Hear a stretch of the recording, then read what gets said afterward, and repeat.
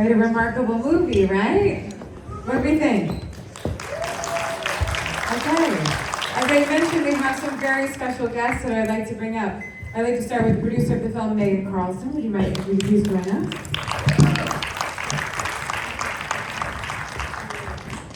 We have an actress that you might be aware of, Nessa Doherty. Would you mind joining us to the stage? We have a mic for you that's coming over here.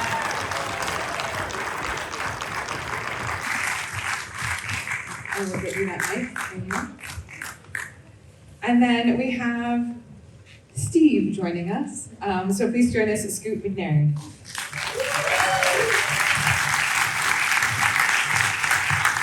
Thank you all for joining us. And for this beautiful film. What was it like for you to see the film again on the big screen, Nessa? It was good, and I also love watching this over and over again because it makes me cry every single time. I think it made a lot of people in the audience cry. We had some tearing up. I think happened there as well. It's pretty special, isn't it? Mm-hmm. Yeah. Okay, well, I'm going to ask some questions to all of you, and then we would like to open this up to the audience. So if you have any questions, we will be able to field them. I always like to start at the beginning, and I think, Megan, that's going to start with you as a producer. Where did this story start for you? Where were you introduced to it? How did kind of Andrew come to you with this film? Certainly. I'd like to thank, I'll answer that. I'd like to first thank Sonoma Film Fest for having us, to Carl and Ginny, and to you, Amanda. This is such a treat. These are, independent cinema is so important, and to be able to show it on a big screen to an audience is incredibly special. We appreciate it, and to be close to the Bay Area, in the Bay Area to where we shot it is really special, so thank you. So thank you to everyone here. I'm speaking on behalf of Sophia and Andrew, who, the book, Alicia's reached out to Sophia to direct the film, and she read it, and Andrew's a longtime collaborator of hers, and she read it and said, I think this is really cinematic, it would make a great film, and she shared it with him. They said, I agree, and they tackled it together, and he did a first draft. They were originally going to co-write it together, and he did such a brilliant job that she said, you have this, so take it and run. And we had Alicia's blessing, and he started that. She wrote the book in 2013, he adapted it, moved into San Francisco, went to the San Francisco Public Library and got Steve's archives and wrote a draft of it, and we had this fit in the area to play Steve, and we shot it locally, so that's how it came about. But then, so I'm just so curious, can you elaborate then? You spoke a lot about Andrew, but your involvement. You have Bay Area roots, so how did you get involved in this? Well, I'm going to say I'm from San Francisco, but my mother and my stepfather, Roger and Holly, are Sonoma residents, so Mom is here. Hi, Holly, Mom. you want to stand up? Mom, stand up. Holly, stand up. It's a family affair. Come on. Yes. This is Bay Area. We know how to hold our family close here. Okay, so then... Yeah, we did. So we shot it locally. We shot this film in 22 days. We shot it in San Francisco and in Mare Island. We shot all of the interiors in 2 locations, and we shot in San Francisco, and it was amazing. It was shot during COVID, and it was an incredible labor of love. We have an entirely local cast and crew that was amazing, and we're incredibly proud of it. Fantastic. So then this script, is written and researched, and it's now in the phase of we're going to cast, and so. Nessa, so I'm curious about what this was like for you when you read the script, or when you even auditioned for this. What comes to mind for you? Take us back to the beginning of the film process for you. When I first read the script, I thought it was like a really sad story. So then, once I got a call back, I met Andrew and Megan. And then they took me to where we're... Golden Gate Park. Yeah. And then I met Scoot. And then after, we went to go see where we were supposed to go film. And then... We started. Yeah, we started filming. 8 years old, her first feature. I know. Were you 9? Sorry, were you 9? You were 8, 2 years ago. You were 8. I know time. We don't even know. But can I then ask you a little bit more? When you said you read the script and it was a sad story, what was that like for you? Like coming into being your first film and knowing it was going to be that sad? Well, first I was really excited to get this role, and also, since it was like really sad, I knew that I had to like be upset in a lot of parts inside the movie, but I also had to have a lot of fun in it, and it was a lot of fun in person. I'm going to have some questions about that in a minute. Okay, thank you. So Scoot, then this script comes to you. Tell us about what was the first thing that you thought, like, what jumped out to you on the page? What was about the story that really spoke to you? First off, thank you so much for you guys all coming and staying late and whatnot. And thank you so much to the Sonoma Film Festival.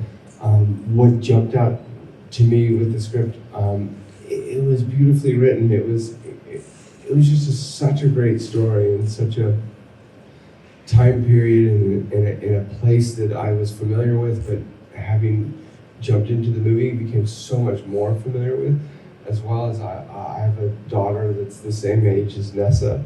And so, like, the love for a father and a daughter's relationship and, like, the dynamics of it and specifically this story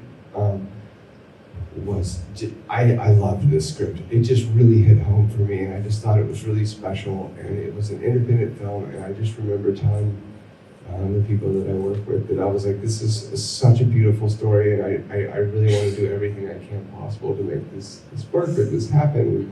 And then I met with Andrew, and like hearing that Andrew had gone through this time period personally in this same place, I really ended up leaning on him for knowledge or expertise on this whole world and this time period. And at the end of it, I just thought it was an incredibly beautiful, touching story that I just really just wanted to be a part of it. Not even as Steve, just any sort of part in the movie. I just wanted to be a part of the story. Well, this is kind of then a question for both you and Nessa, like speaking from an actor of wanting to be a part of the story, but then I'm just always so curious about, one, resonating with the script, but then what is you as an actor, what you feel like you can bring to it? Is there something that, there's kind of that exchange, I feel like, that happens. And so when I ask that question, does something come to mind when you think of specifically around Steve, where you're like, this is what I want to do with this character? Yeah, and I'll say this without trying to get emotional about it, but there's a scene on the park bench. It's really, that scene was like something that just really just like sucked me in. It was just so powerful on what like a parent could say to a child that that particular scene, like, some actors see something, it's like, oh, I want to, like, whatever, shoot this bazooka, or like, but this particular thing was this scene that I was like, I just really want to, like, do that. It was just, I wanted to go there. Yeah, it was sort of, that scene sort of rooted a lot of the character itself. Yeah. Nessa, was there something for you when you saw in the script that you thought, like, oh, this speaks to me when I read it? Well, when I figured out that, I feel like when I was saying, I want to go home, I miss mommy, I feel like that part when I felt like I could just, make sad faces, but also, just be upset, and I thought, the voice that I did for that part, it just matched with the whole entire scene. And I thought it was really upsetting, but also a really caring and a really nice scene.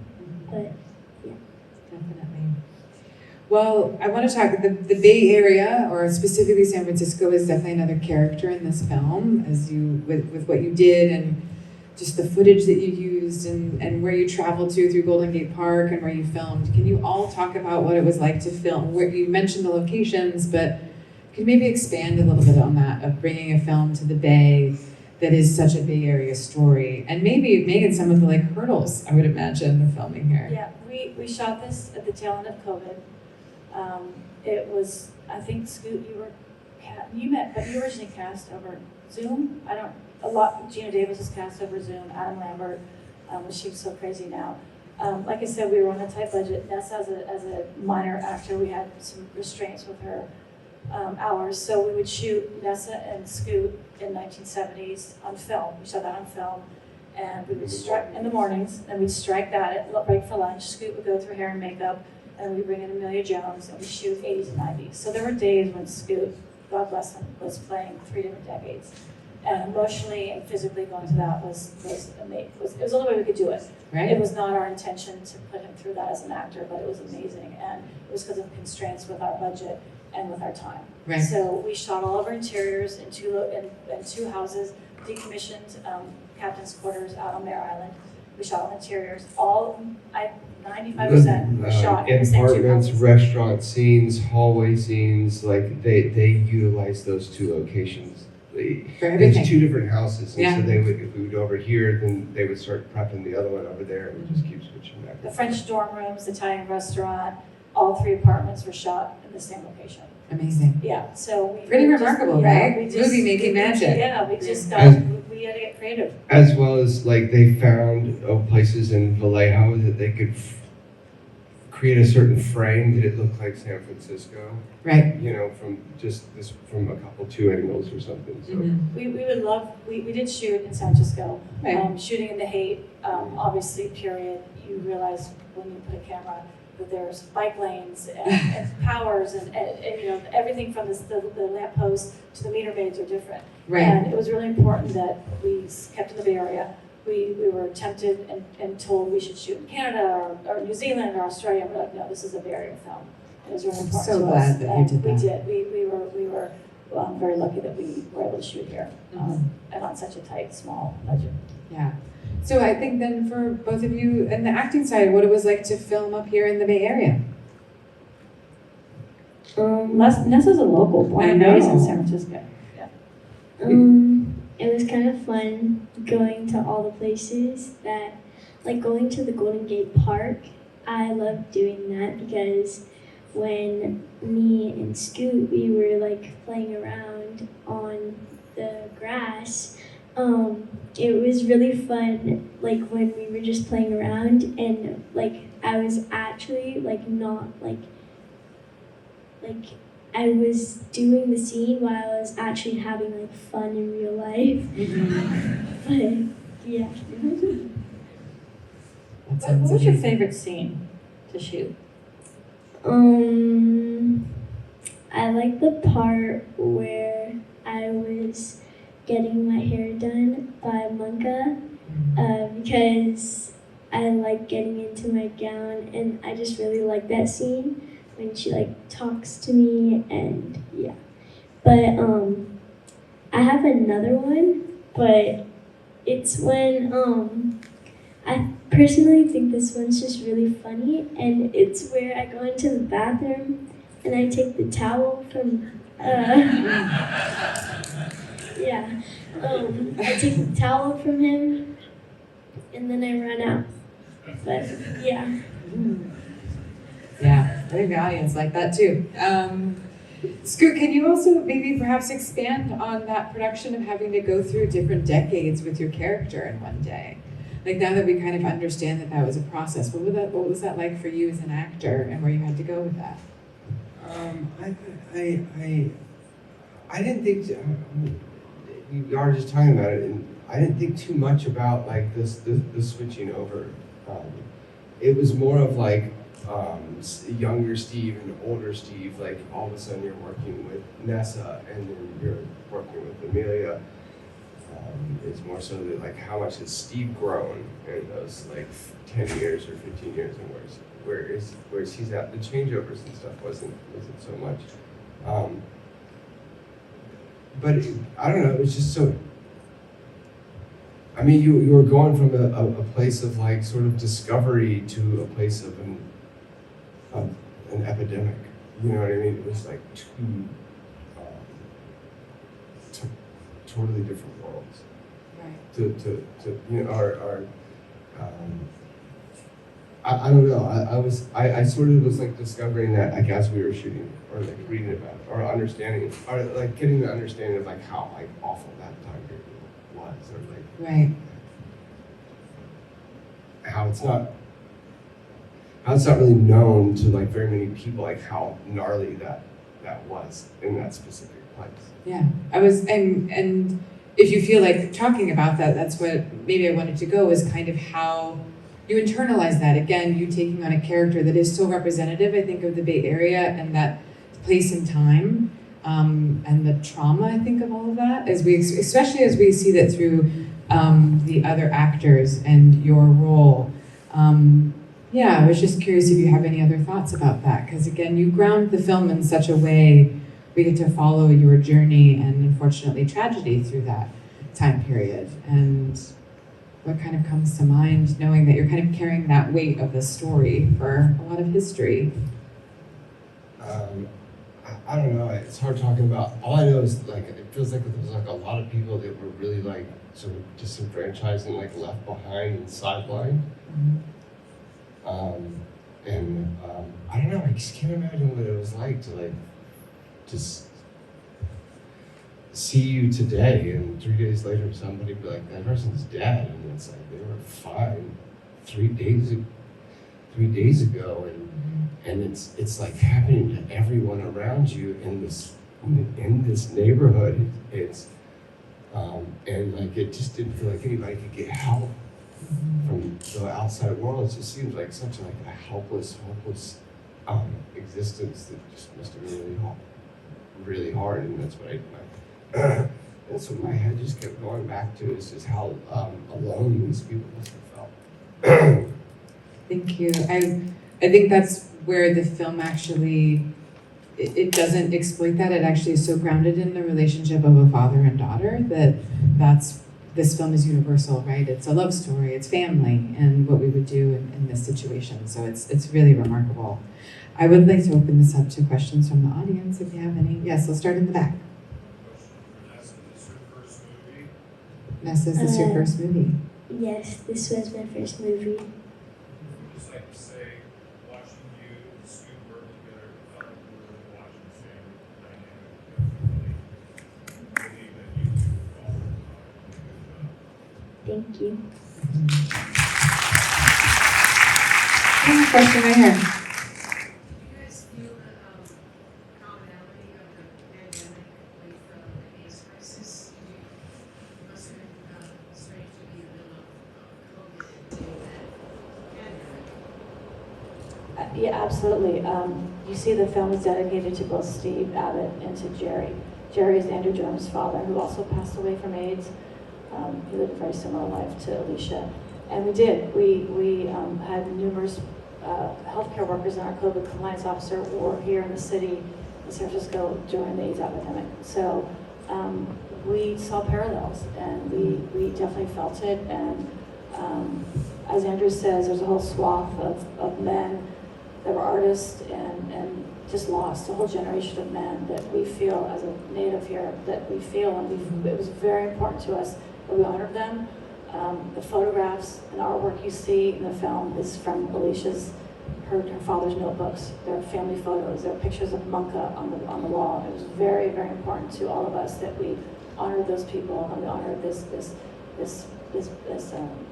kind of this group of our culture and our men that we lost, that we failed as a society and as a government. That it was important that we honored those people that we lost.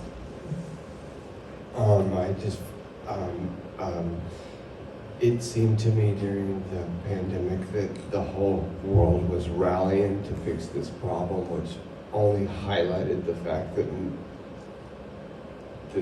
the AIDS, it felt no one was there to come and help. Mm-hmm. It only highlighted that. Right. The stark contrast, unfortunately. Tell me what your favorite costume was. You had some pretty great outfits. The drag queen. Mic drop there. I would just like to say thank you all for joining us and letting us share this incredible film. Right. This is an important story, it's a beautiful story, it's a very human story, and I would just like to say, like, films like this that don't have distribution yet, you need to make sure to tell all your friends and family to go and see it in a movie theater if they can, and support it, because it's this type of thing that will get these stories out into broader audiences around the world. Anything else to add? Thank you, Amanda. It's great Thank to you, hear. Amanda. Thank you. Thank you all for staying. Thank you.